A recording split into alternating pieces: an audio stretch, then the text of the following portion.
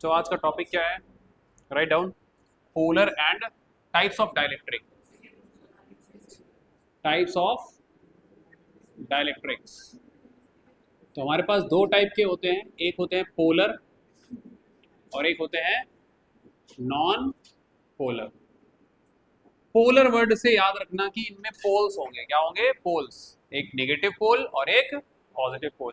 It means that the centre of mass of positive charge will not coincide over the centre of mass of negative charge. ऐसे dielectric क्या बोले जाएंगे? Polar. क्या बोले जाएंगे? Polar. जिसमें एक पॉजिटिव सेंटर होगा, सेंटर ऑफ मास, और एक नेगेटिव। ऐसे डाइलेक्ट्रिक्स क्या बोले जाते हैं? पोलर। क्लियर हो गई बात ये? So a molecule in which the centre of mass, right down the polar की डेफिनेशन लिख लो। पोलर, ठीक है।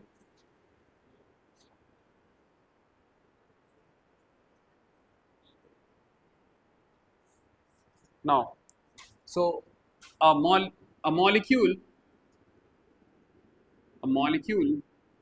in which center of mass of positive charge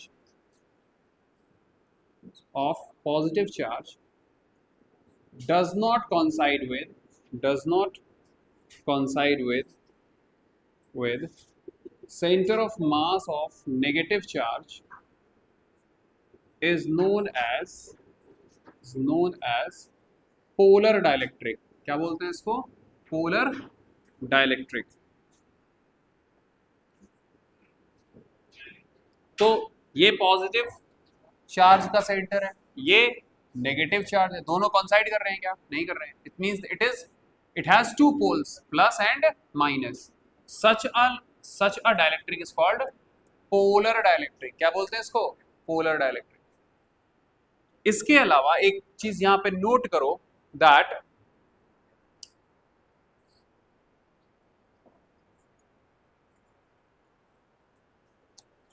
the polar molecules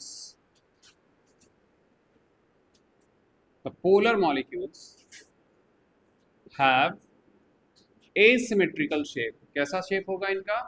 asymmetrical shape। and second thing, that they have a permanent dipole moment।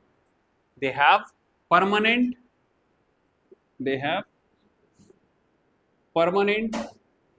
dipole moment। अब इस बात को समझो, ये नेगेटिव है, ये पॉजिटिव सेंटर है, तो इसका डाइपोल मोमेंट किधर होगा? Negative to positive. आई बात समझ में? डाइपोल मोमेंट का डायरेक्शन पी से रिप्रेजेंट करते हैं हम लोग। डाइपोल मोमेंट स्मॉल पी से रिप्रेजेंट करते हैं। डायरेक्शन क्या होता है? From negative to positive. इनके कुछ एग्जांपल लिखो। And this permanent dipole moment होता है in the order of -30 newton per coulomb. Sorry क्या था? Coulomb into metre. Charge into length. ठीक है। तो परमानेंट डाइपोल मोमेंट इतना रहता है। एग्जाम्पल के लिए हम लोग यहां पर बात करेंगे H2O मॉलिक्यूल की। किसकी बात करेंगे? H2O molecule. This is a polar dielectric. कैसा है? तो H2O का जो मॉलिक्यूल है क्या होगा? H2O molecule like this. So it has a permanent dipole moment. इसके बीच में एंगल जो ये रहता है कितना रहेगा? 105 degree. and it has a very large dipole moment of the order 6.1 into 10 to the power -30 coulomb into meter। ये इसका dipole moment होगा। किसका? H2O molecule। so they have permanent dipole moment। and some more polar molecule is like HCl है, ठीक है, NH3 है, ammonia, hydrochloric acid, carbon monoxide and CH3OH। क्या है? CH3OH। ठीक है।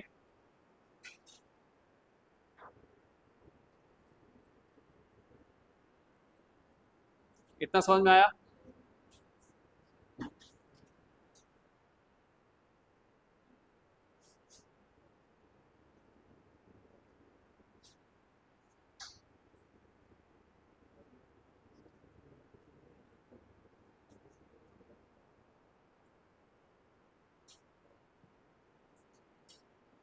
So we have two types of dielectric, polar dielectric and non-polar dielectric. Polar dielectric क्या होते हैं? जिनका center of mass of positive will not coincide with the center of mass of negative charge. Such type of dielectrics are called polar dielectric. They have a permanent dipole moment of the order 10 to the power -30 coulomb meter. And example के लिए H2O molecule, HCl, ammonia, carbon monoxide and methanol. क्या बोलते हैं इसको? Methanol. ठीक है, methyl alcohol. अब जैसे अगर हम बात करें HCl मॉलिक्यूल की, तो chlorine and there is a H, so we have negative centre positive centre, तो डाइपोल मोमेंट किधर होगा? From negative to positive. Clear हुई ये बात? O, ठीक है, इसका बॉन्ड H के साथ, तो इन दोनों, इसका रिजल्टेंट जो डाइपोल मोमेंट होगा वो किधर होगा? इस तरफ. ये नेगेटिव सेंटर है, ठीक है, ये पॉजिटिव सेंटर है, तो नेट डाइपोल मोमेंट इस तरफ है.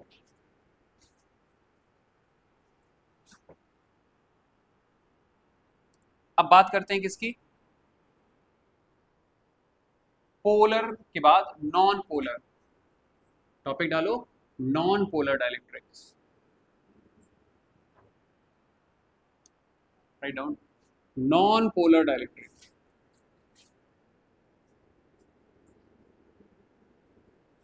Non polar dielectric.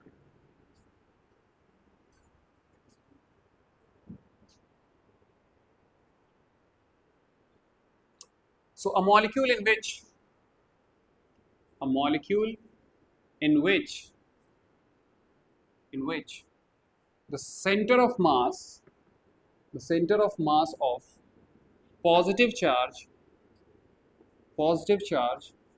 coincide on the center of mass of negative charge is called non polar. Non polar का मतलब क्या हुआ कि जिनमें पोल्स नहीं होंगे. इसका मॉलिक्यूल कुछ इस तरीके से रहेगा, वही प्लस है वही माइनस है. समझ में आ रही बात? ये प्लस और माइनस दोनों कॉन्साइड कर रहे हैं, ठीक है. तो such type of molecules are called non polar, जिनमें पोल्स नहीं है.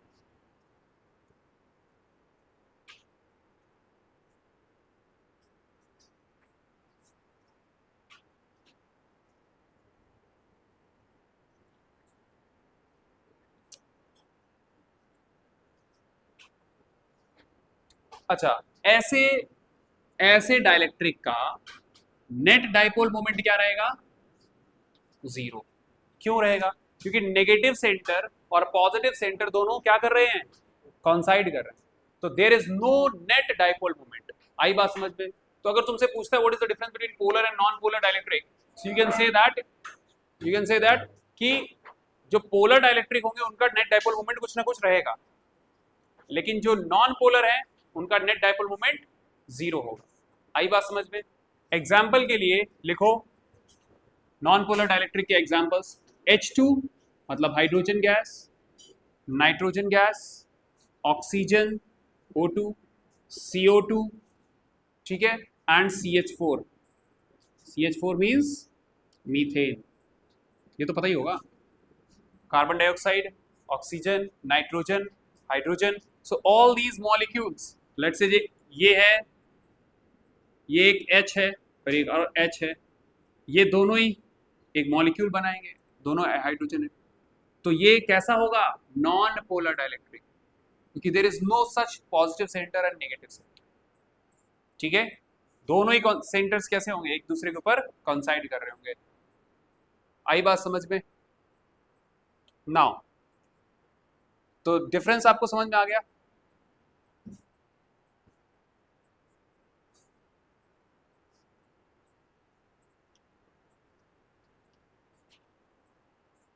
चलो,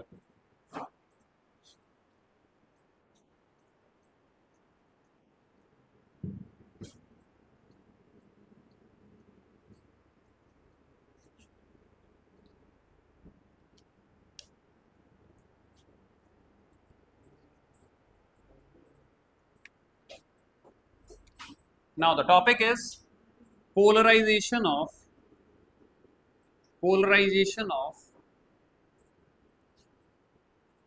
a non-polar dielectric in an external field. अगर आप किसी एक्सटर्नल फील्ड में किसको रख दोगे? Non polar dielectric. Non polar dielectric का मतलब क्या होता है बताओ? नॉन पोलर डाइलेक्ट्रिक कॉन्साइड करते हैं, वेरी गुड। तो इनका नेट डाइपोल मोमेंट क्या रहेगा? जीरो। अब मान लो कि इनको हमने नॉन पोलर डाइलेक्ट्रिक्स को किसमें रखा? एक्सटर्नल फील्ड में रखा, तो इनका पोलराइजेशन कैसे होगा? आई बात समझ में? ये हम लोग पढ़ने वाले हैं। So listen, polarization of non polar dielectric in an external field. तो अगर मेरी एक्सटर्नल फील्ड जीरो है, कैसी है? जीरो, मतलब अभी नहीं है फील्ड, तो ये दोनों, ये जो नॉन पोलर डाइलेक्ट्रिक्स के जो मॉलिक्यूल होंगे वो कुछ इस तरीके से दिखेंगे। आप आई बात समझ में? ये ऐसा कब होगा? जब एक्सटर्नल फील्ड जीरो है। लेकिन once you put the external field something, there is a external field, तो अब होगा क्या कि ये जो नेगेटिव है वो अपोजिट टू द फील्ड जाएगा। सपोज करो इलेक्ट्रिक फील्ड इस डायरेक्शन में है, हाँ, तो क्या होगा? ये स्लाइटली कैसे हो जाएंगे? इस तरीके से पोलराइज हो जाए। आई बात समझ में? तो प्लस माइनस पहले तो कॉन्साइड कर रहा था, जब फील्ड आप अप्लाई करोगे, एक्सटर्नल फील्ड का डायरेक्शन ये है, तो नेगेटिव चार्ज किसकी तरफ जाएगा? ऑपोजिट टू द फील्ड, क्योंकि फोर्स किधर लग रहा होगा बताओ? फोर्स कैसा लग रहा होगा? माइनस क्यू ई, या बोले माइनस ई टाइम्स इलेक्ट्रॉन का charge multiplied by the electric field, external electric field. तो इलेक्ट्रॉन इस तरफ से, नेगेटिव सेंटर इधर चला जाएगा, पॉजिटिव सेंटर इधर चला जाएगा। तो अब ये क्या हो गए? नॉन पोलर डाइलेक्ट्रिक्स क्या हो गए हैं? पोलराइज हो गए। क्या हो गए हैं? पोलराइज। Write down.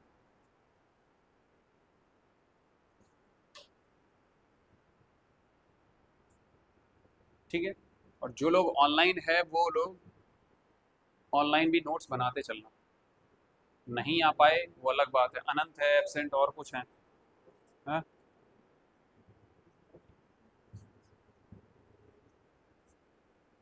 लाइव भी चल रहा है, रिकॉर्ड भी हो रहा है। अगर छूट जाता है, हाँ? टाइमिंग सुबह कर तो दें। आज सुबह इसलिए नहीं हो पा रही क्योंकि ग्रीन वैली वाली छुट्टी नहीं कर रहे ना, उनकी 22-23 को, 23 के बाद है शायद छुट्टी। हाँ, फिर सुबह हो जाएगी, फिर सुबह कर देंगे। अभी रीज़न यही था कि अभी अगर कोई नहीं आना चाहता है धूप की वजह से, तो फिर लाइव ले सकता है। 10th और 9th दोनों को मैंने छुट्टी कर रखी है अभी। बोलो, इतना समझ में आया? अब यहां पर नेट डाइपोल मोमेंट क्या है? जीरो, है ना? लेकिन जब आप एक्सटर्नल फील्ड में रखोगे तो कुछ ना कुछ डाइपोल मोमेंट आ जाएगा। क्लियर हुई ये बात? नाउ अगला टॉपिक है क्या? Polarization of polarization of a polarization of a polar dielectric in an external field. External field, अगर एक्सटर्नल फील्ड में आपने पोलर डाइलेक्ट्रिक्स रख दिए, तो अगर फील्ड एक्सटर्नल जीरो है, तो ये जो पोलर डाइलेक्ट्रिक्स होंगे रैंडमली ओरिएंटेड होंगे। आई बात समझ में? कोई एक्सटर्नल फील्ड है ही नहीं, रैंडम ओरिएंटेशन होगा। आई बात समझ में? हाँ या ना? ठीक है, but once you put the external field is not equal to zero, का मतलब अब आपने एक्सटर्नल फील्ड लगा दी, तो अब क्या होगा? ये जितने भी पोलर मॉलिक्यूल्स थे ये अलाइन हो जाएंगे कुछ इस तरीके से कि नेगेटिव सेंटर इस तरफ की तरफ हो गया होगा, है ना?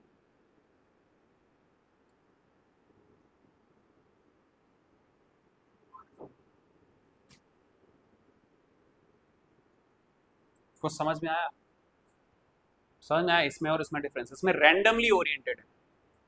इधर क्या है, एक्सटर्नल फील्ड किस डायरेक्शन में है, लेट्स से इस डायरेक्शन में एक्सटर्नल फील्ड है, तो नेगेटिव चार्ज इधर की तरफ आएगा, पॉजिटिव चार्ज उधर की तरफ जाएगा। नाउ दिस इज पोलराइज्ड, ठीक है, in the direction of electric field. Plus इधर जाएगा, माइनस इधर जाएगा, तो नेट डायपोल मोमेंट इस तरफ।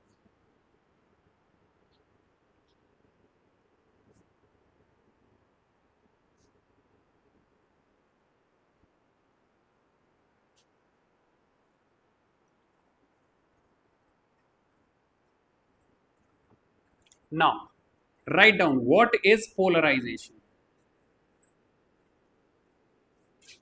What is polarization of? What is polarization of?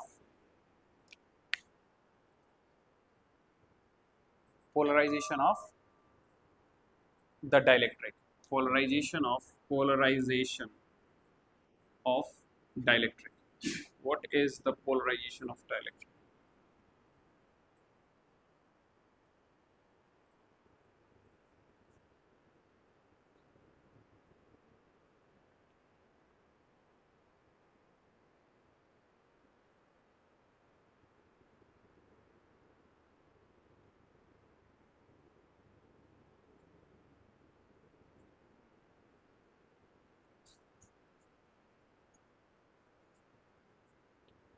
See, when a polar or non-polar dielectric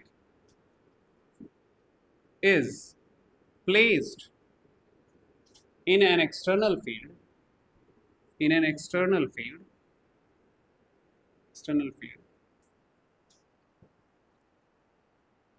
develop a net dipole moment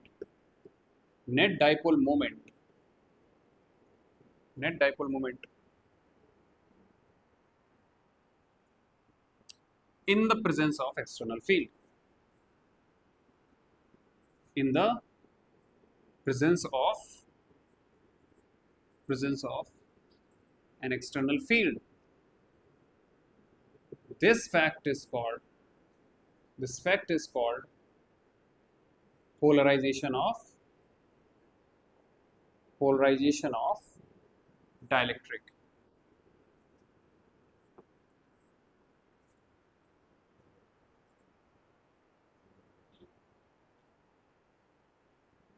Polarization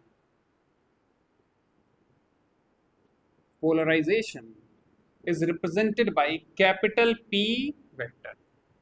कैसे represent किया जाता है? Capital P vector, and it is defined as,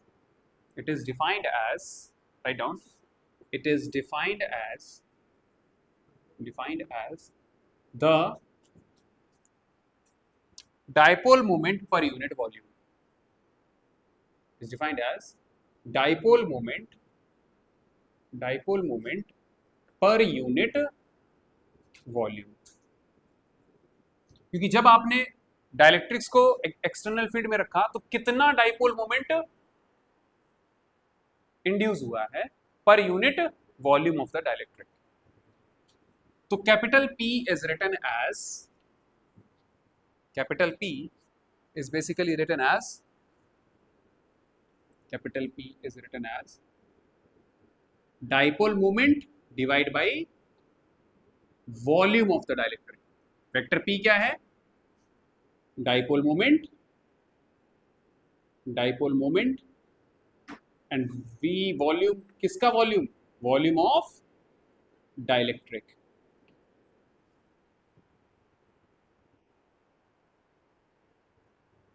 And sometimes we also called as polarization density. क्या बोलते हैं इसको? This referred as polarization density.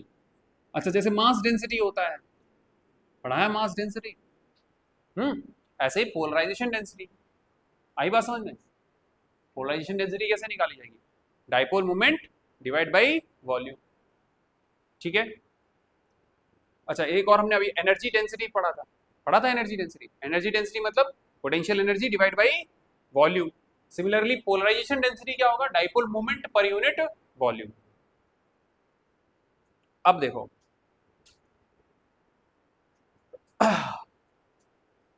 अभी ये कॉन्सेप्ट याद रखना, ठीक है, क्योंकि अभी आने वाला है, आगे हम लोग रिजल्ट निकालेंगे।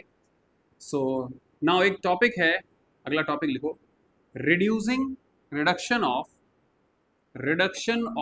Electric field by the polarization, reduction of electric field by the polarization of dielectric। जब आप किसी डाइलेक्ट्रिक को पोलराइज करते हैं तो फील्ड रिड्यूस हो जाती है। क्या हो जाती है? रिड्यूस। सर कैसे? सपोज करो आपके पास एक प्लेट है जिस पर पॉजिटिव चार्ज है। क्या चार्ज है? पॉजिटिव। काउंट कर लो, 2 2 4 2 6 2 8 1 9 3 3 6 3 9, है ना? जितना इधर पे है उसी के हिसाब से डायग्राम बनाना, ठीक है। एक यहाँ पे आपने रखा प्लेट को, 2 3 4 5 6 7 8 9, बोलो, ठीक है। So because of this plate, इधर बाहर की तरफ एक क्या होगी? External field. क्या होगी? External field. किधर की डायरेक्शन में? बोलो, नेगेटिव टू पॉजिटिव। अब इसके बीच में आपने क्या किया? एक डाइलेक्ट्रिक स्लैब इंसर्ट कर दिया। ये क्या है? एक डाइलेक्ट्रिक। क्या है? Dielectric. Dielectric are basically the special kind of, these are basically insulator, जिनमें क्या होगा? लोकलाइज्ड चार्ज इंड्यूस हो जाता है। अब ध्यान से सुनना, ये वाली प्लस क्या करेगी? इसके अंदर जितने भी मॉलिक्यूल्स होंगे उनको क्या कर देगी? पोलराइज। इनके अंदर जो मॉलिक्यूल्स होंगे उनको क्या कर दिया जाएगा? पोलराइज। अगर यहां प्लस है तो इधर साइड कैसा चार्ज आएगा? बोलो, कितना आएगा? माइनस। ठीक है, ये बात समझ में आई?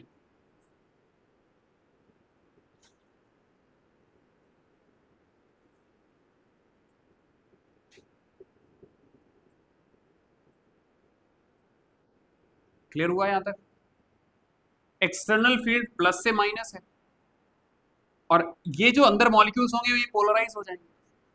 बोलो, तो इस डाइलेक्ट्रिक के सरफेस पर इधर प्लस है, तो आप जरा देखो ध्यान से, यहां पर कैसा चार्ज इंड्यूस हो जाएगा? नेगेटिव।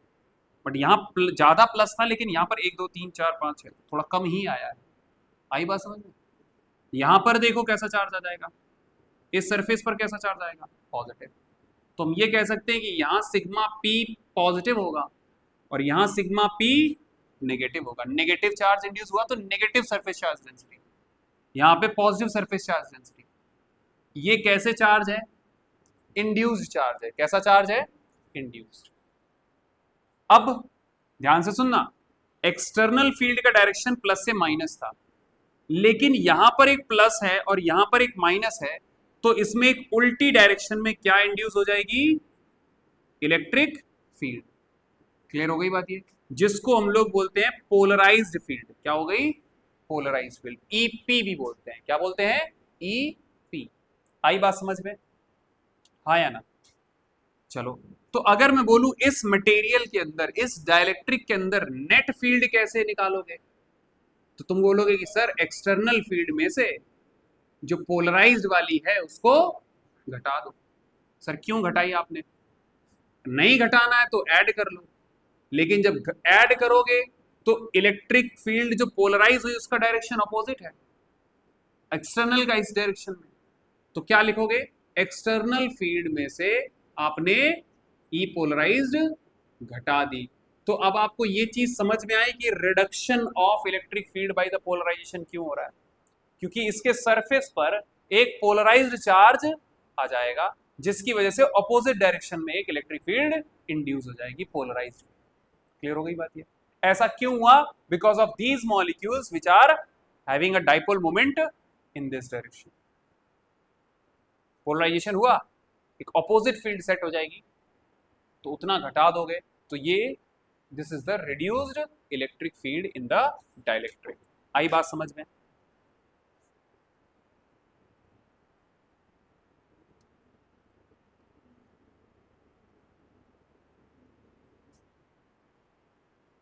तो एक बात बताओ, जो ये फील्ड अंदर होगी इसका डायरेक्शन क्या होगा?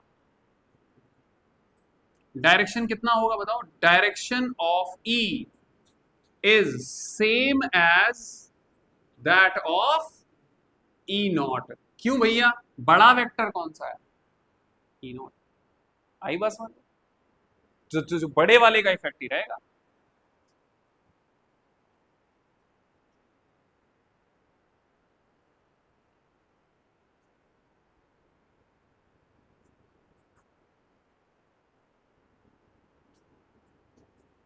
चलो जी, जब मैंने आपको कुलाम्स लॉ पढ़ाया था तो मैंने आपको बताया था कि किसी मीडियम में फोर्स कितना निकलता है, कैसे निकलता है? E naught by K, where K is what we call dielectric, क्या बोलते हैं इसको? Dielectric constant. बोलो ये चीज समझ में आई? बोलो क्या बोलते थे? Dielectric constant. अच्छा, फोर्स का फॉर्मूला क्या होता है? फोर्स का फॉर्मूला क्या होता है? Q टाइम्स E, इधर पे क्या लिखोगे? Q times E not divide by के। Q से Q कट गया। आई बात समझ में? तो हम कह सकते हैं कि डाइलेक्ट्रिक जो आपने डाला है उसका कांस्टेंट निकालोगे कैसे? डाइलेक्ट्रिक कांस्टेंट कैसे निकालोगे? हर एक डाइलेक्ट्रिक का क्या होता है? Dielectric constant, which is basically the ratio of external field to the field inside that dielectric. बोलो, मीडियम की जो फील्ड होगी। आई बात समझ में?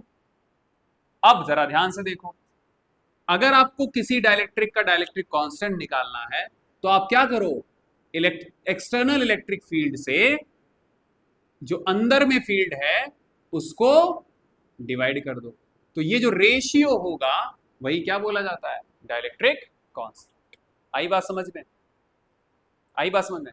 तो अगर आपने कोई डाइलेक्ट्रिक लिया, दो प्लेट के बीच में रख दिया, तो उसके अंदर एक फील्ड सेट हो जाएगी। बोलो, वो फील्ड कितनी होगी? E naught minus EP, polarise field, external field, इनका डिफरेंस। ये फील्ड बड़ी होगी, ये फील्ड छोटी होगी।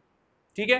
अच्छा, तो एक्सटर्नल फील्ड का जो फील्ड इस डाइलेक्ट्रिक स्लैब के अंदर जो इंड्यूस होगी, जो मीडियम के अंदर होगी, उसका रेशियो ही क्या होता है? Dielectric constant.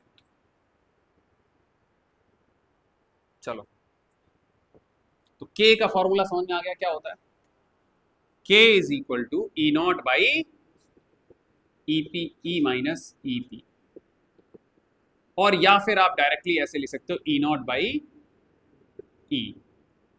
ई समझ जाना, ये किसकी है? मीडियम, दैट इज ब्रैकेट में लिख लो डाइलेक्ट्रिक।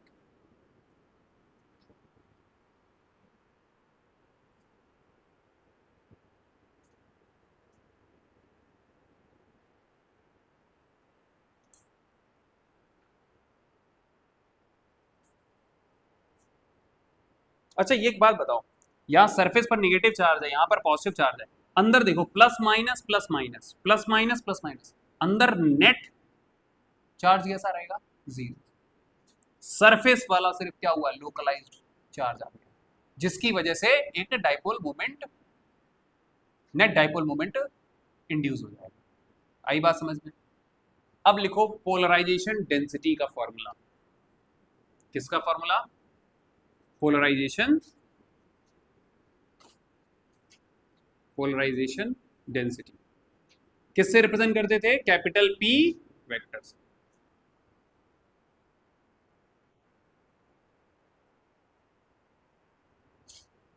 तो आपने देखा कि एक पॉजिटिव प्लेट थी, एक नेगेटिव प्लेट थी, एक इसके बीच में क्या रखा था? Dielectric slab. तो यहां पर नेगेटिव चार्ज आया, यहां पर पॉजिटिव चार्ज आया। ठीक है? तो इसके अंदर जो फील्ड होगी that is E is equal to E naught minus E P. और हम ऐसे भी कह सकते हैं, अगर इसका डाइलेक्ट्रिक कांस्टेंट के है तो E inside the medium is E naught divide by के। कहां से आया सर? ऐसे आया, देखो इस वाले फॉर्मूले से। देखो E निकालना चाहते हो तो क्या करोगे, एक्सटर्नल फील्ड को उसके डाइलेक्ट्रिक कांस्टेंट से डिवाइड कर दो। समझ में आ रहा है? बोलो। अच्छा, यहां पर कैसा चार्ज होगा? Minus sigma P. यहां पर surface charge density plus sigma P. तो सिग्मा पी कैसे रिप्रेजेंट करोगे? जो भी चार्ज यहां पर आया है डिवाइड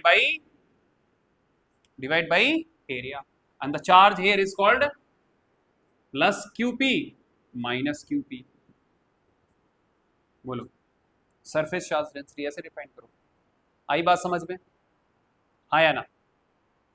सपोज करो कि तुम्हारा जो डाइलेक्ट्रिक स्लैब था उसका जो थिकनेस था ये कितना था, ये डिस्टेंस कितना है इनके बीच में, d। तो पोलराइजेशन डेंसिटी कैसे निकलती है? Dipole moment divide by volume. ठीक है। अच्छा, डाइपोल मोमेंट कैसे निकलेगा? Charge multiplied by the distance. Volume कैसे निकलेगा? Area multiplied by D. Area of this slab, cross section area of this slab multiplied by distance.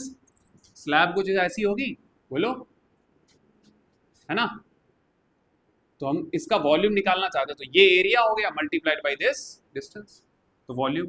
क्या इससे ये कट जाएगा? तो हम कह सकते हैं कि जो पोलराइजेशन डेंसिटी होती है वो एक्चुअली क्या होगी, QP बाई ए। और what is this QP by A? It is sigma P. आई बात समझ में? तो हम कह सकते हैं कि polarisation density is numerically equal to किसके इक्वल होगा? Equal to what? Surface charge density. आई बात समझ में? मतलब वेक्टर P मैग्नीट्यूड वही आएगा जो सरफेस चार्ज डेंसिटी का, सिग्मा। आई बात समझ में? लेकिन ये चीज अलग है, ये न्यूमेरिकली वैल्यू सेम आएगी, बट इसकी यूनिट अलग होती है, इसकी यूनिट अलग होती है। इसकी क्या होगी यूनिट, बताओ? सिग्मा पी की यूनिट क्या होगी? कूलाम पर मीटर स्क्वायर। और इसकी वेक्टर क्वांटिटी क्या होगी? Coulomb into metre. अच्छा, यूनिट दोनों की सेम ही हो जाएगी, यूनिट दोनों की सेम हो जाएगी। ये क्या था? Dipole moment coulomb into metre divide by metre cube. हाँ, वही आ गया, कूलाम पर मीटर स्क्वायर। ठीक है, बट दोनों क्वांटिटी अलग अलग है। एक सरफेस चार्ज डेंसिटी है, एक पोलराइजेशन डेंसिटी है। ठीक है, so both of them are numerically equal to each other.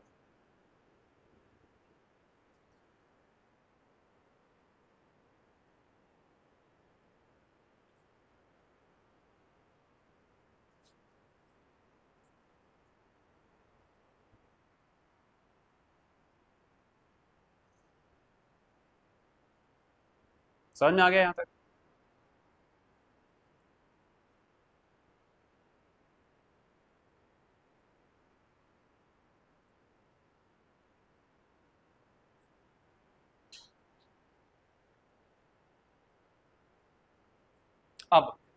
अब एक टॉपिक डालो जिसको हम बोलते हैं इलेक्ट्रिक ससेप्टिबिलिटी। क्या बोलते हैं?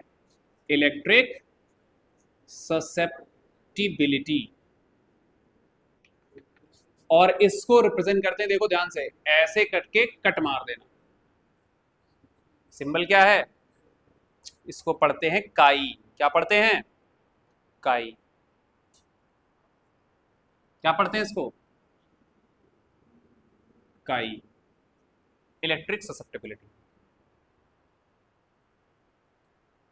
सो कंडीशन क्या है?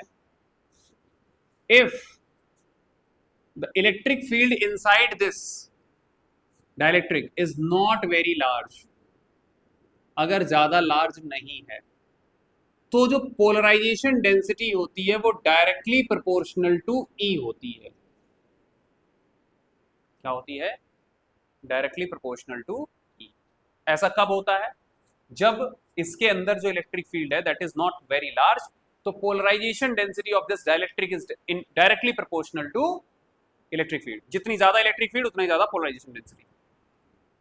अगर मैं इस प्रोपोर्शनलिटी साइन को हटाऊं तो मुझे एक कांस्टेंट लाना पड़ेगा and that constant is called काई। क्या बोलते हैं इसको? काई। आई बात समझ में? बोलो।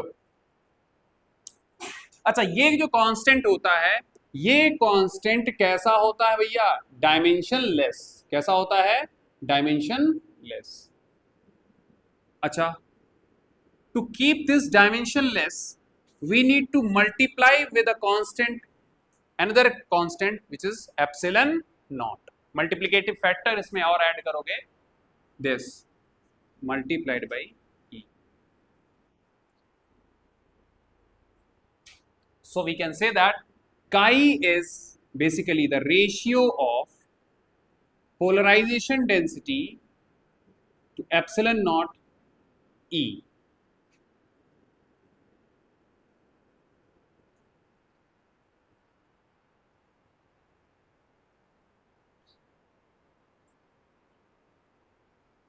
तो chi is defined as,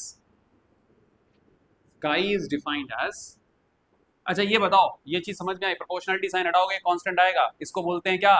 electric susceptibility. Sir ये डायमेंशन लेस होता है। अगर ये डायमेंशन लेस है तो तुम्हें इसकी डायमेंशन लेस बनाना है, मतलब P अपॉन दिस जो रेशियो होना चाहिए वो कैसा होना चाहिए? Unit less. कोई यूनिट नहीं होनी चाहिए, डायमेंशंस नहीं होनी चाहिए। तो देखो, इलेक्ट्रिक फील्ड की भी यूनिट होती है, इसकी भी यूनिट होती है। तो keep it dimensionless we need to multiply with a factor which is called permittivity of free space. तो इसमें एक ये फैक्टर मल्टीप्लिकेटिव फैक्टर है। ये क्या है? एक मल्टीप्लिकेटिव फैक्टर। इससे आपको मल्टीप्लाई करना पड़ेगा। सो chi is defined as, it is defined as, electric susceptibility is defined as the ratio of polarization density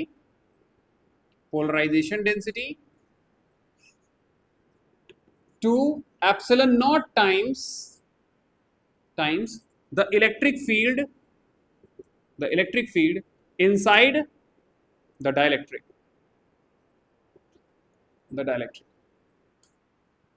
इतना समझ में आ गया?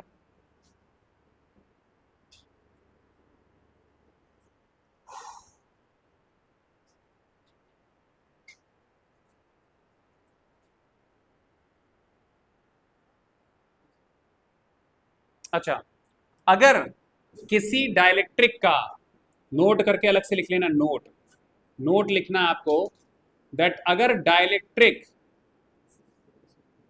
Is called linear dielectric when this is constant. कैसा होगा? अगर इलेक्ट्रिकल ससेप्टिबिलिटी कांस्टेंट है, कैसी है? कांस्टेंट, बदल नहीं रही है, then we can say that the dielectric is linear. अब टॉपिक है रिलेशन बिटवीन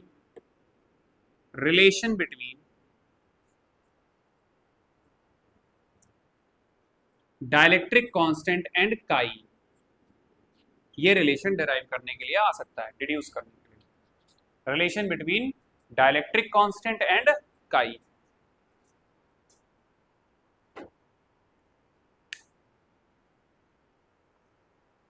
चलो जी, ये रिलेशन कैसे डिराइव होगा? अब जिससे पूछूंगा वही बताएगा। श्रेया बताओ, net electric field in a polarized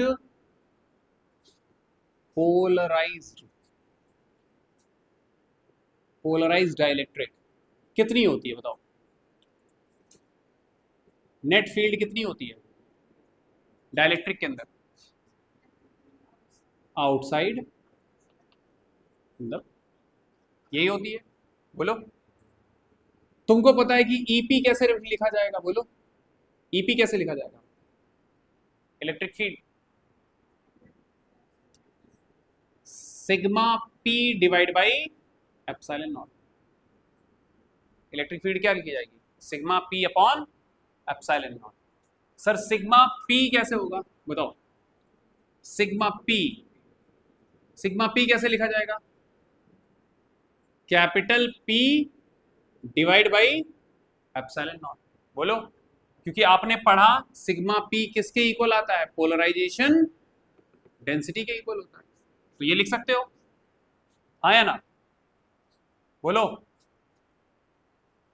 तो इस चीज का यूज करना है आपको इसमें।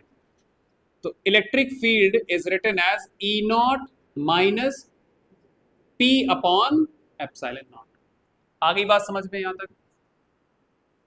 अब एक बात बताओ, P अपॉन एप्सिलॉन नॉट क्या होगा बताओ? Chi is equal to P upon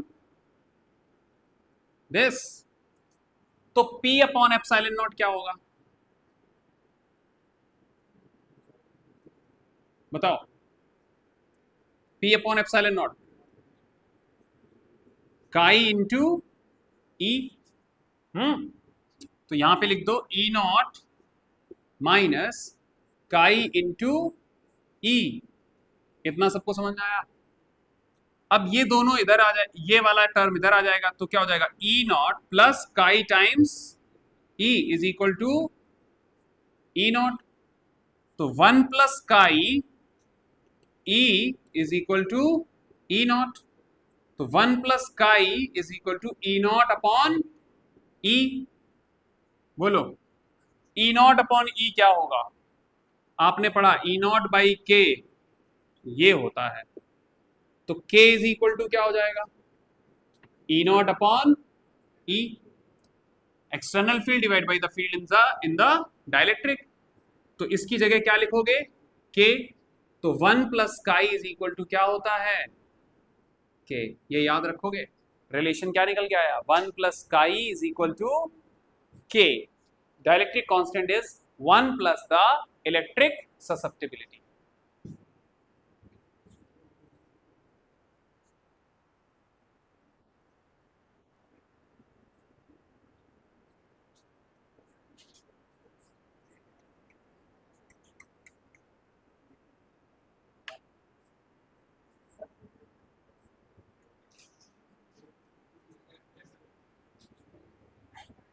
तो डेरिवेशन समझ में आ गया आपको? Starting with the dielectric constant, dielectric के अंदर जो इलेक्ट्रिक फील्ड होती है, फिर ईपी का रिलेशन क्या होगा? Sigma by epsilon naught. Sigma को हम क्या लिख सकते हैं? Polarization density upon epsilon naught. तो ईपी का जो एक्सप्रेशन ये बना यहां पे रख दिया, फिर हमने ये निकाला है, काई को इंट्रोडक्शन करेंगे यहाँ पे। तो chi is equal to P upon epsilon naught E होता है, ये ई का इधर मल्टीप्लाई कर दिया और इसको उठा के हमने यहाँ पे रख दिया। इसको इधर ले आए तो ई प्लस काई टाइम्स ई, ई कॉमन ले लिया 1 प्लस काई, ई को नीचे भेजा तो ई नॉट अपॉन ई क्या होता है? Kappa, dielectric constant. तो 1 plus chi is equal to kappa. Actually ये के जो है ना वो ऐसा है, के काप्पा बोलते हैं इसको। क्या बोलते हैं?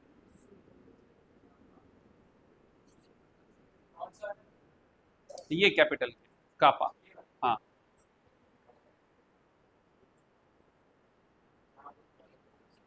बोलो,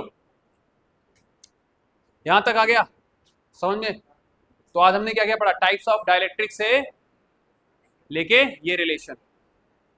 बस इसमें दिमाग इतना ही लगाना है कि ये रिलेशन डिराइव करना है, आपको पता होना चाहिए। और डाइलेक्ट्रिक के अंदर इलेक्ट्रिक फील्ड रिड्यूस हो जाती है।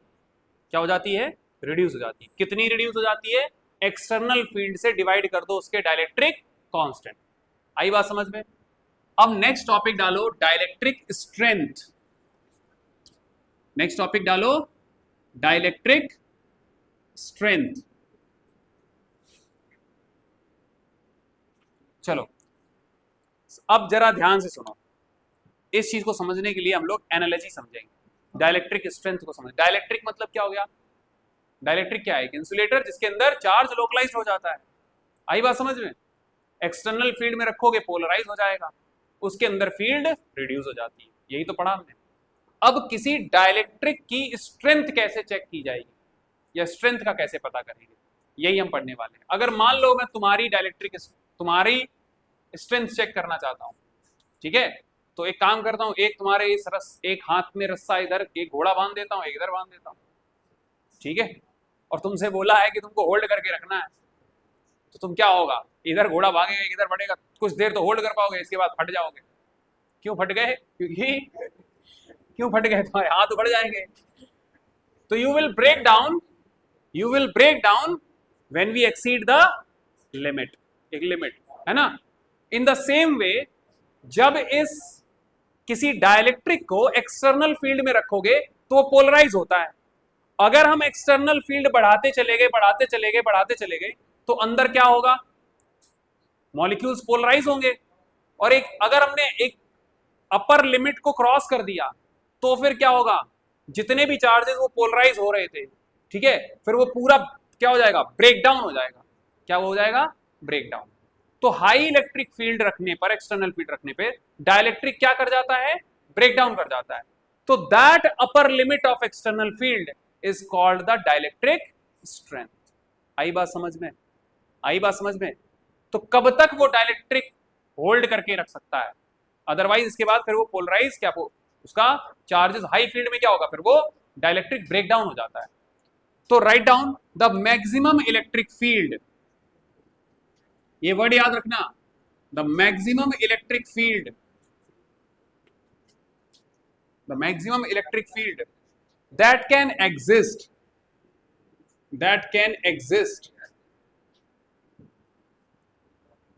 in a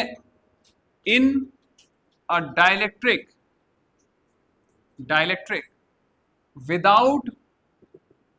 without causing the breakdown, without causing the breakdown of its insulating property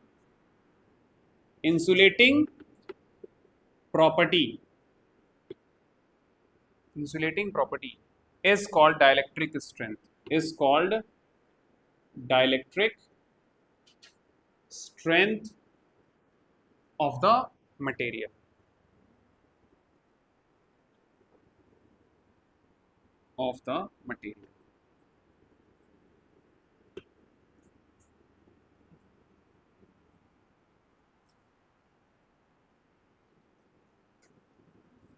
देखो ये डाइलेक्ट्रिक है, बाहर प्लेट लगाई है, एक्सटर्नल फील्ड है, बोलो एक्सटर्नल फील्ड क्या है, ई नॉट। तो अंदर field E is equal to क्या हो जाएगी, ई नॉट बाई के, यही तो होगी। तो ये कितनी मैक्सिमम अंदर रह सकती है, what is the maximum value of this E for which this dielectric has its insulating property. क्योंकि अगर ये ज्यादा बढ़ाते जाओगे, ये ज्यादा बढ़ाओगे तो फिर अंदर की फील्ड भी तो बढ़ रही होगी, अंदर फील्ड बढ़ेगी तो फिर क्या होगा, चार्जेस क्या होंगे, ब्रेक डाउन हो जाएगा। मतलब ब्रेक डाउन का मतलब क्या है, फिर वो बाउंड जो चार्ज थे फिर वो क्या बन जाएंगे, फ्री बन जाएंगे। आई बात समझ में? तो वो कंडक्ट भी कर सकता है, तो उसकी इंसुलेटिंग प्रॉपर्टी ब्रेक डाउन हो जाएगी। सो ये कितनी मैक्सिमम हो सकती है, that is called the dielectric strength of this dielectric. आई बात समझ में? बोलो।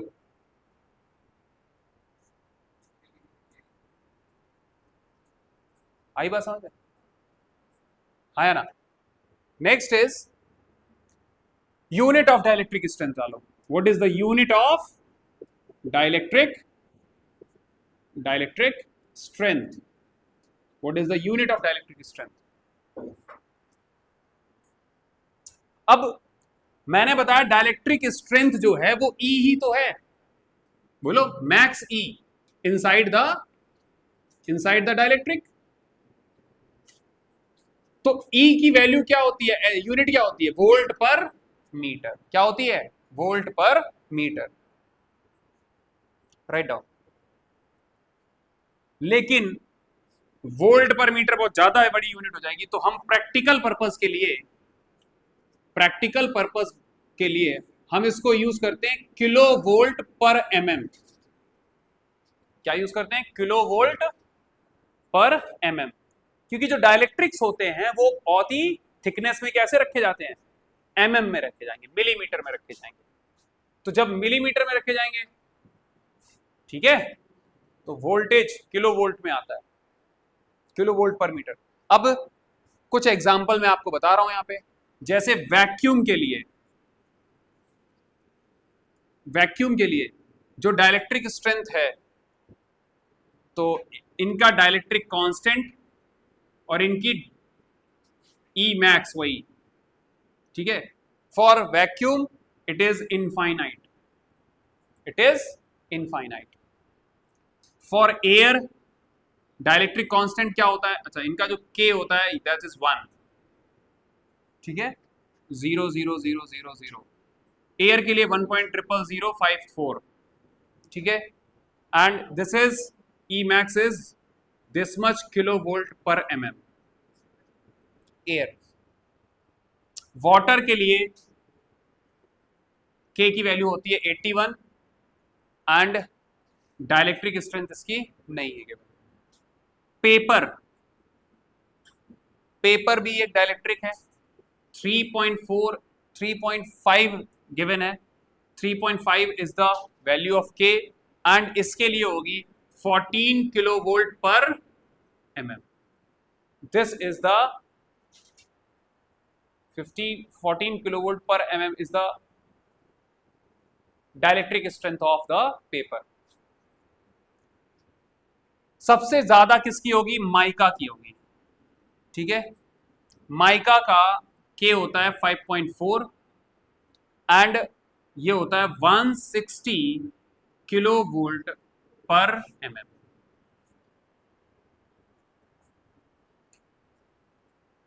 आगे बात समझ में, डाइलेक्ट्रिक स्ट्रेंथ समझ में आ गया। अब टॉपिक डालो, capacitance of parallel plate capacitor with a dielectric slab. Topic डालो, capacitance of a parallel plate capacitor, parallel plate capacitor, parallel plate capacitor with a dielectric slab. इसका मतलब समझे, जब हमने पहले डेराइव किया था एक्सप्रेशन, एरिया ए लिया, इसका डिस्टेंस डी लिया था, इस पर प्लस चार्ज था, इस पर माइनस चार्ज था, इलेक्ट्रिक फील्ड कुछ प्लस से माइनस थी, एक्सप्रेशन क्या निकला था, epsilon naught A by D. ये कब था, when there is nothing in between the plates। आई बात समझ में, when there is nothing in between the plates। लेकिन अब आपने क्या किया, यही पैरेलल प्लेट कैपेसिटर में आपने क्या इंसर्ट कर दी है, एक डाइलेक्ट्रिक स्लैब। तो स्लैब के अंदर रखने से कैपेसिटेंस पे क्या असर आएगा, वो चीज हम पढ़ने वाले हैं। आई बात समझ में, टॉपिक क्या चलने वाला है समझ में आ गई। तो अब देखो इस टॉपिक में, और ये सबसे ज्यादा इंपॉर्टेंट है, वेरी वेरी इंपॉर्टेंट, क्योंकि ये डेराइव करने के लिए आ सकता है, डेरिवेशन है और यहां से क्वेश्चन भी आएंगे। तो इसको भूल के भी छोड़ दिया, ये तो आपके लिए घाटे वाला सौदा है, छोड़ के मत जाना भैया, इसको आ सकता है, ये बिल्कुल पक्का लिख के देता हूं, ठीक है। तो इसका डेरिवेशन क्या है, हम कंसीडर करेंगे एक पैरेलल प्लेट कैपेसिटर जिसको इधर पॉजिटिव पोटेंशियल दिया है और नेगेटिव प्लेट पर कैसा दिया है पोटेंशियल,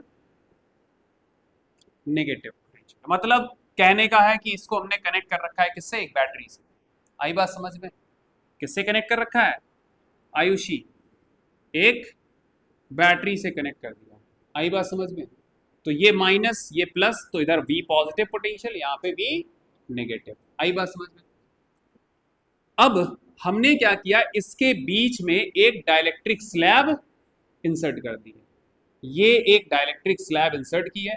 इसका डाइलेक्ट्रिक कांस्टेंट कितना है, K, कितना है K। अच्छा, distance between the plate is let's say D, तो D क्या है यहां पर लिख लो, डिस्टेंस बिटवीन द प्लेट्स, बोलो डिस्टेंस बिटवीन द प्लेट्स। अगर मैंने इसकी जो थिकनेस है, स्लैब की थिकनेस को हमने क्या लिया, T, T is called the thickness of dielectric slab, T is called the thickness of this dielectric slab. तो एक बात बताओ, ये जब आप पोटेंशियल अप्लाई करोगे, यहां पोटेंशियल अप्लाई करोगे, so there is potential difference in between the plates. तो इधर क्या होगी, एक इलेक्ट्रिक फील्ड, ऐसे एक्सटर्नल इलेक्ट्रिक फील्ड होगी. बोलो हाँ या ना, बोलो. यहां पर क्या होगी, एक external electric field E not, जिसकी वजह से यहां पर आपको क्या देखने को मिलेंगे, पोलराइज्ड चार्ज. इस चार्ज का कितना होगा, सिग्मा पी प्लस का, इधर माइनस का सिग्मा पी. बोलो आई बात समझ में. अच्छा, जिसकी वजह से उल्टी डायरेक्शन में क्या होगी, पोलराइज्ड फील्ड. क्या होगी इधर, एक पोलराइज्ड फील्ड. तो अंदर की तरफ जो फील्ड होगी वो कैसे लिखी जाएगी, ई नॉट डिवाइड बाई के. बोलो ये चीज सबको समझ में आई. क्या हुआ, नहीं आया समझ, क्या नहीं आया समझ, बताओ. प्लेट पे इधर पॉजिटिव चार्ज, इधर नेगेटिव चार्ज, वही तो है जिससे पहले हम पढ़ के आए हैं. डाइलेक्ट्रिक स्लैब डाला तो इधर नेगेटिव चार्ज, इधर पॉजिटिव चार्ज, ये पोलराइज चार्ज पॉजिटिव, ये polarize charge negative. Opposite direction में एक पोलराइज फील्ड होगी. बोलो, तो अंदर में जो फील्ड लिखी जाती है वो क्या लिखी जाती है, एक्सटर्नल फील्ड को डिवाइड कर दो किससे, डाइलेक्ट्रिक कांस्टेंट से. यही तो हुआ. आई बात समझ में.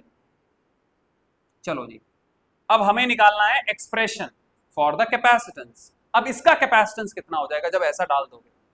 तो इस चीज को समझने के लिए कि इसका कैपेसिटेंस कैसे निकलेगा, तो एक डायग्राम फिर से हम बनाएंगे.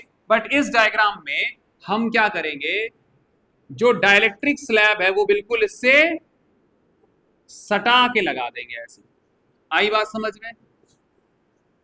बोलो बोलो, क्या किया है, डाइलेक्ट्रिक स्लैब को बिल्कुल ऐसे सटा दिया. तो यहां पर E कितनी होगी, ई नॉट बाई के. इसकी डिस्टेंस कितना है, T. ये पूरा डिस्टेंस कितना था, D. तो ये डिस्टेंस कितना बचा, D माइनस टी. कितना बचा, D माइनस टी. आई बात समझ में. बोलो क्लियर है ये बात. अच्छा, इसके बाद D माइनस टी बचा, और यहां पर एक्सटर्नल फील्ड रहेगी. बोलो, यहां पर तो एक्सटर्नल फील्ड ही रहेगी.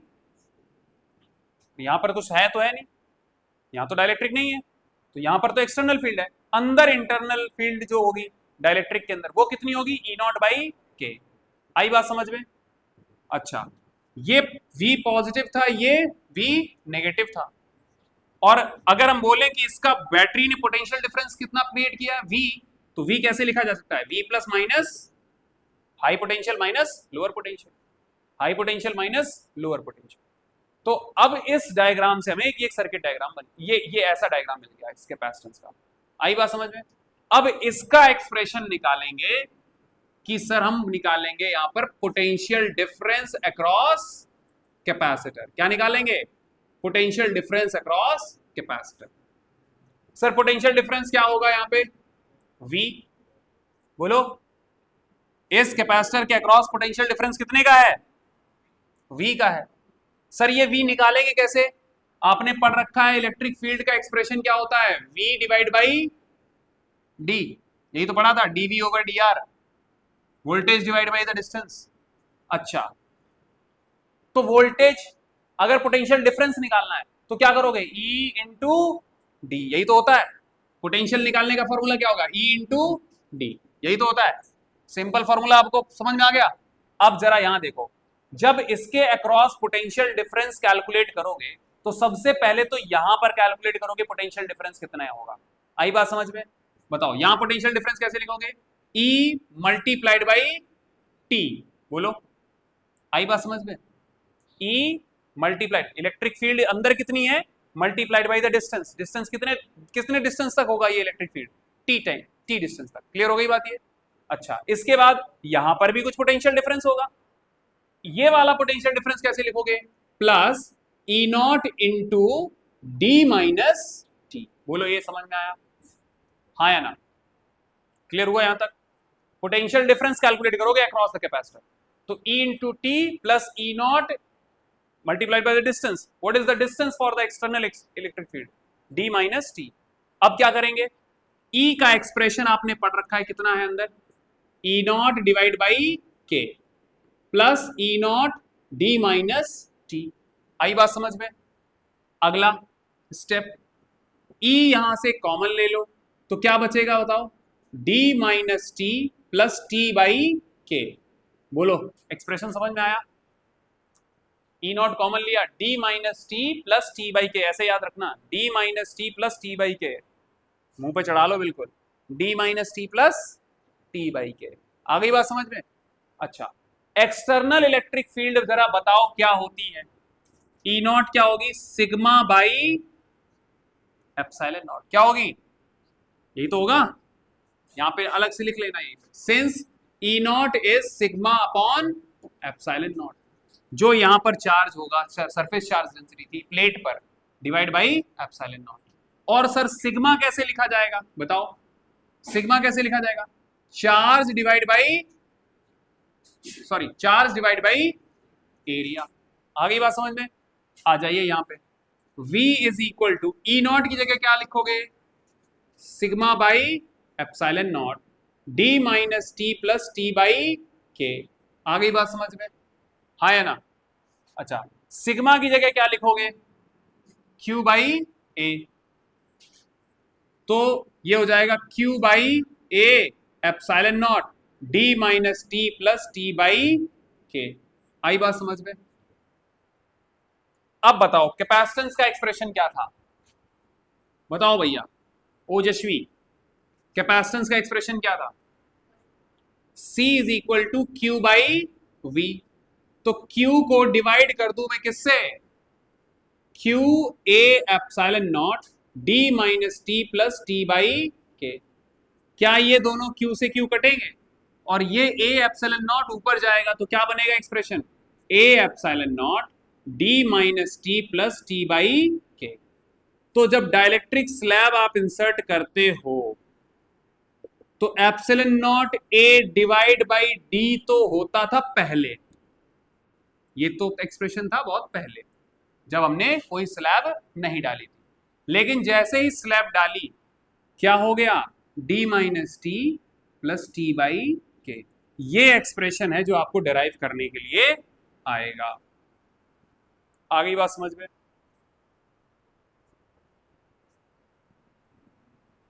तो इसके बाद बाय डेफिनेशन ऑफ सी ये, और फिर आपको एक एक्सप्रेशन, ये डेरिवेशन था।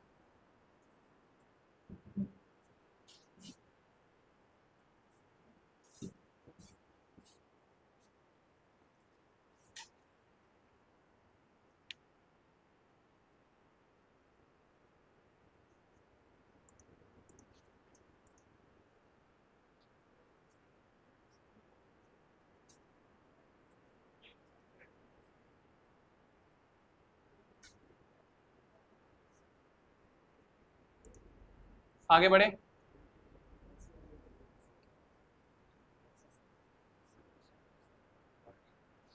ये आ गया एक्सप्रेशन, सबको समझ में आ गया? अगर हमारे पास कोई भी चीज डाइलेक्ट्रिक मीडियम वगैरह कुछ नहीं है, सिर्फ अंदर क्या है, वैक्यूम है, तो क्या होगा, epsilon naught A by D. लेकिन अगर आपने डाइलेक्ट्रिक स्लैब इंसर्ट कर दिया ऑफ थिकनेस टी तो क्या होगा, epsilon naught A divide by D minus T plus T by K. अब पढ़ेंगे स्पेशल केसेस। क्या पढ़ेंगे, स्पेशल केसेस। देखो जी स्पेशल केसेस क्या है, स्पीड में पढ़ा रहे सर, हाँ क्या हुआ नहीं लिख पाए, तो भाई ये समझ में नहीं आया क्या, क्या हुआ, स्पीड में पढ़ा रहे सर, हैं?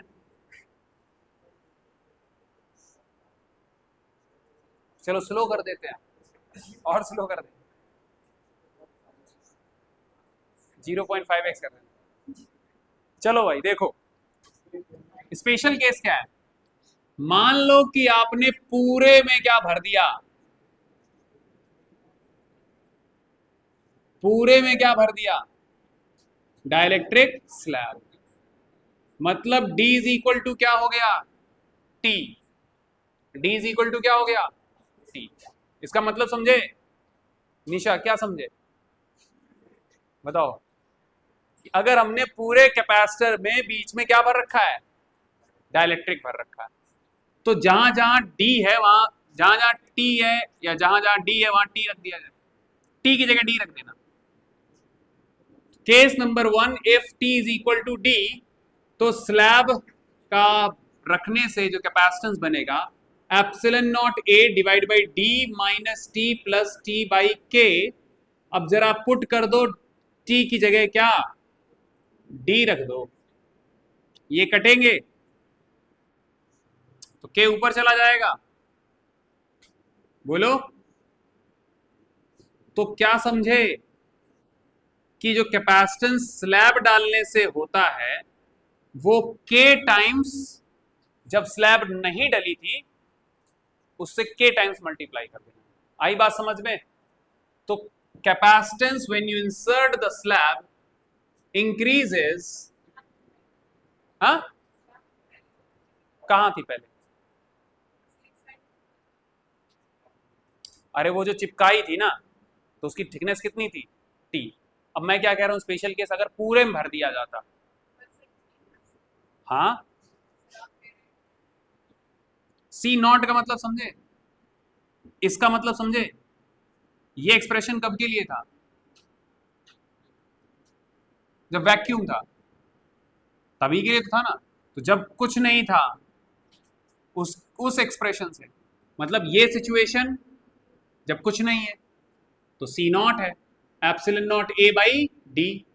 लेकिन अगर पूरे में भर दिया के टाइम्स मल्टीप्लाई कर दो। आई बात समझ में? पहला स्पेशल केस समझ में आया? नोट करो। तो अगर आपने डाइलेक्ट्रिक स्लैब पूरे में भर दी तो के टाइम्स सी नॉट हो जाएगा।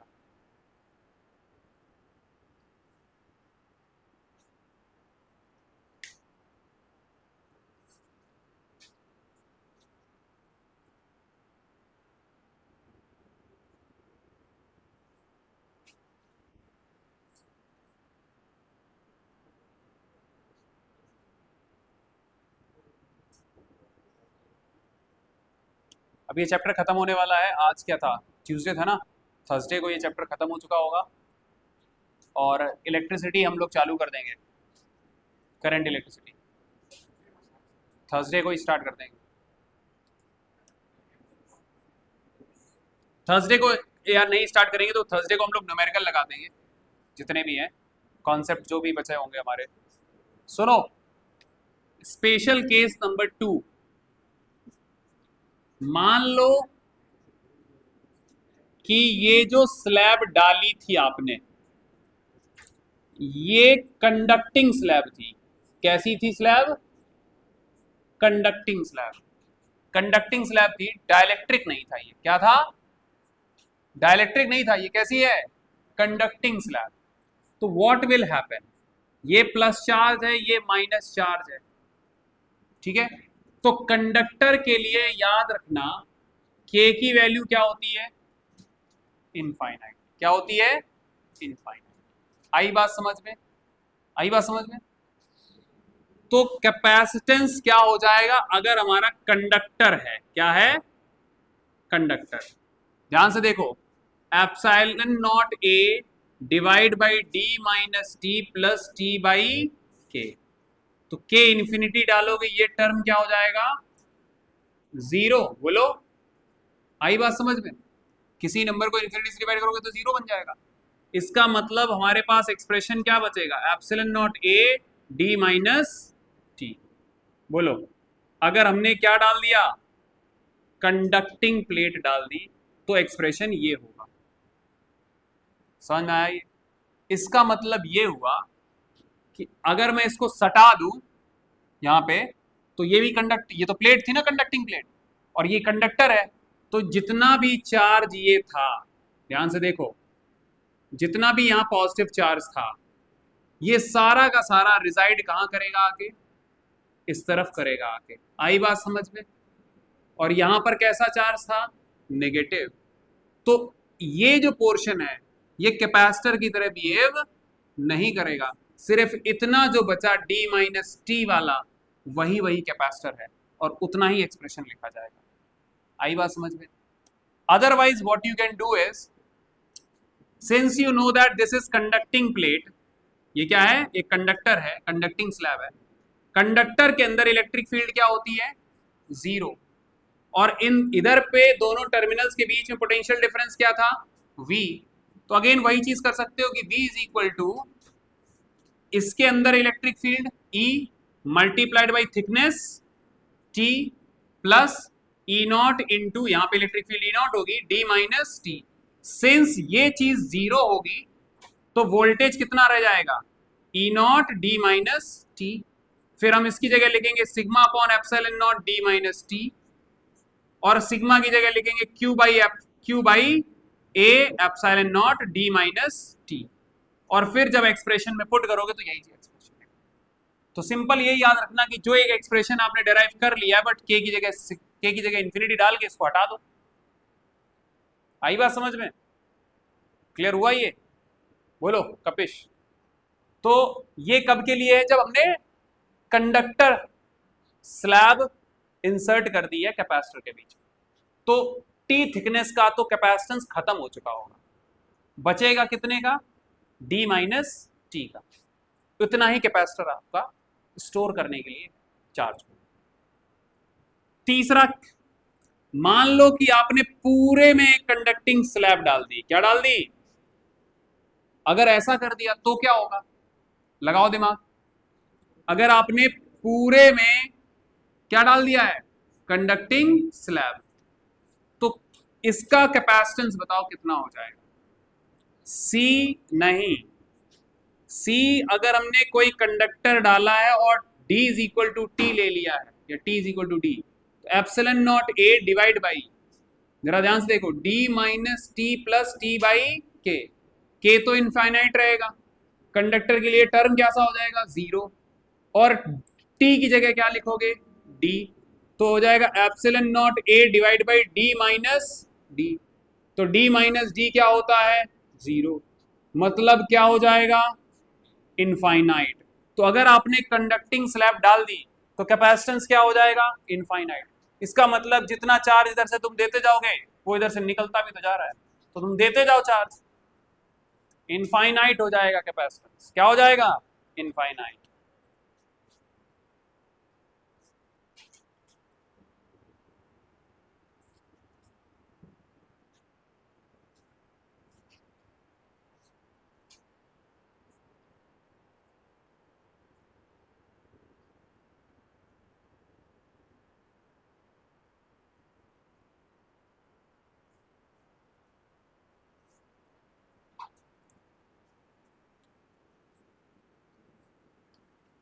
तो आपने पढ़ लिया स्लैब को इंसर्ट करने से क्या होता है, डाइलेक्ट्रिक स्लैब डालोगे तो क्या होगा, कैपेसिटेंस बढ़ेगा, समझ में आ रही बात ये, क्या डाइलेक्ट्रिक स्लैब डालोगे कैपेसिटेंस बढ़ेगा।